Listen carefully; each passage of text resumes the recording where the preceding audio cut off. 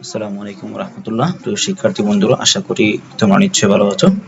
আমরা আমাদের English exam SSC বই থেকে আরো একটি ক্লাসটি হাজির হলাম। তোমাদের আজকের লেসনটি হবে চেঞ্জ ইন সেন্টেন্সের প্র্যাকটিস।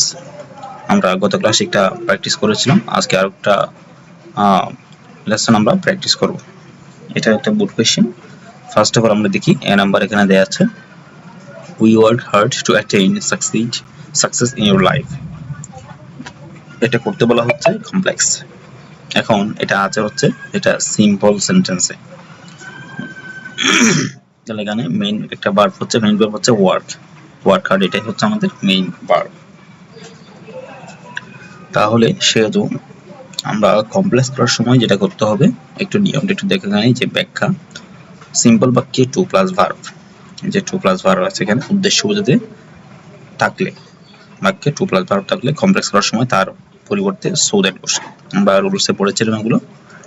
এরপর পুনরায় সাবজেক্ট প্লাস ক্যান বা কুড টেন্স অনুযায়ী প্লাস মূল ভার্ব বসে, যেহেতু বাক্যটি প্রেজেন্ট টেন্সে আচ্ছা তাই এখানে ক্যান ব্যবহৃত হয়েছে। তাহলে ফার্স্ট অফ অল আমরা দেখবো এখানে টু এর আগের অংশটা, এটা একটা ক্লজ, যেমন উই ওয়ার্ক হার্ড এতটুকু দিয়ে দিব, এরপর টুর পূর্বে কি বসাবো, সো দ্যাট, এই যে সো দ্যাট। এরপরে এখানে পুরোটা সাবজেক্ট হচ্ছে গিয়ে এখানে উই, তাহলে উই দিলাম, এরপরে উইর পরে কি বসবে, ক্যান বসবে, যেহেতু এটা ওয়ার্ক হার্ডটা প্রেজেন্ট টেন্স, এই জন্য ক্যান বসছে, কুড না বসে। তারপরে এখানে বাকি অংশটা, টুর পরের অংশটা, attain success in your life, sorry in our life. তাহলে এভাবেই এটা কমপ্লিট করতে হবে। এরপরের সেন্টেন্স আসি আমরা বি নম্বরে, peace and prosperity is not possible without being industrious. এটা করতে বলা হচ্ছে অ্যাফার্মেটিভ, তাহলে এটা একটা নেগেটিভ বাক্য। তাহলে সেক্ষেত্রে আমরা যেটা করবো, এই যে বাক্যে নট ডট ডট উইদাউট থাকলে অ্যাফার্মেটিভ করার সময় অনলি বাই ব্যবহার করা যায়, এতে অর্থের পরিবর্তন হয় না। প্রথম উত্তরটি ব্যাকরণগতভাবে সবচেয়ে নিখুঁত। তাহলে এখানে একটু দেখি, পিচ অ্যান্ড প্রসপারিটি, তাহলে নট থাকলে নট বুঝে যাবে, ইজ পসিবল উইদাউট এর পরিবর্তে এখানে অনলি বাই দিতে হয়, বিং ইন্ডাস্ট্রিয়াস জাস্ট এতটুকুই। তাহলে peace and prosperity is possible only by being industrious. তাহলে এখানে এটাই ব্যাকরণগতভাবে সবচেয়ে নিখুঁত এবং সত্য। এরপর আসি আমরা, a man who leads an idle life brings misery for his life. এটা করতে বলা হচ্ছে আমাদের সিম্পল। তাহলে এটা উত্তরে কি হবে একটু দেখি আমরা। এটা করতে বলা হচ্ছে সিম্পল, এটা এখন আছে হু যেহেতু আছে, এটা একটা কমপ্লেক্স আছে, হু দ্বারা রিলেটিভ প্রনাউন দ্বারা এটা যুক্ত করা হয়েছে, তাহলে এখানে হু বাদ যাবে। তাহলে a man, এরকম হু থাকলে এটা সাধারণত আমরা যখন সিম্পল করি সেক্ষেত্রে মেইন ভার্বের সাথে আইন যুক্ত হয়, যেমন লিডস, লিডস একটা মেইন ভার্বের সাথে আইন যুক্ত হয়।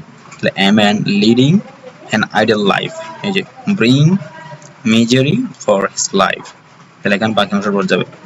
অন্যান্য ইয়া থেকে কমপ্লেক্স করতে গেলে, সরি সিম্পল করতে গেলে একদম সোজা অতিরিক্ত অংশগুলো তুলে দিব, জাস্ট বাকি যেটা আছে সাধারণ বাক্যটাই লিখে দিব।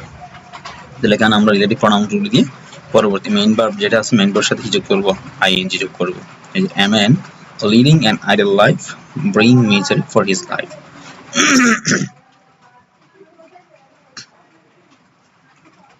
তারপর আসি আমরা,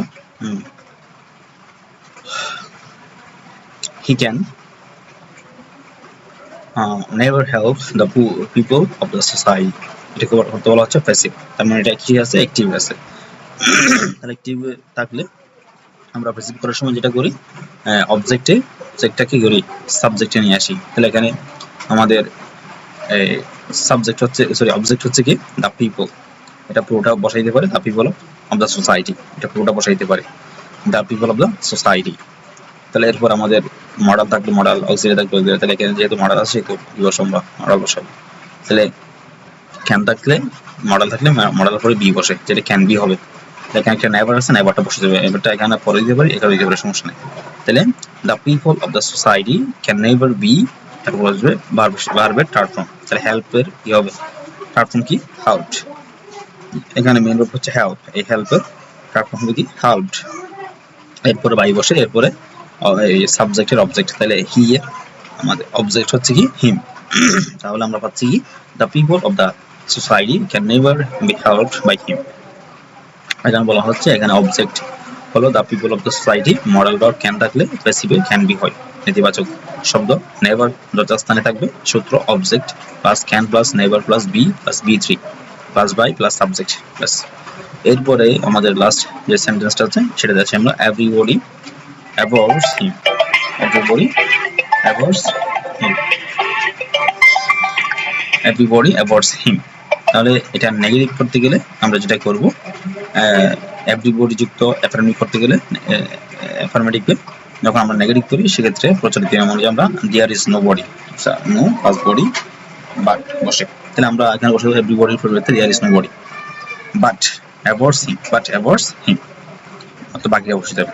এখানে বলা হচ্ছে এভরিবডি যুক্ত অ্যাফার্মেটিভকে নেগেটিভ করার সময় সবচেয়ে প্রচলিত নিয়ম হলো there is no plus body plus verb ব্যবহার করা।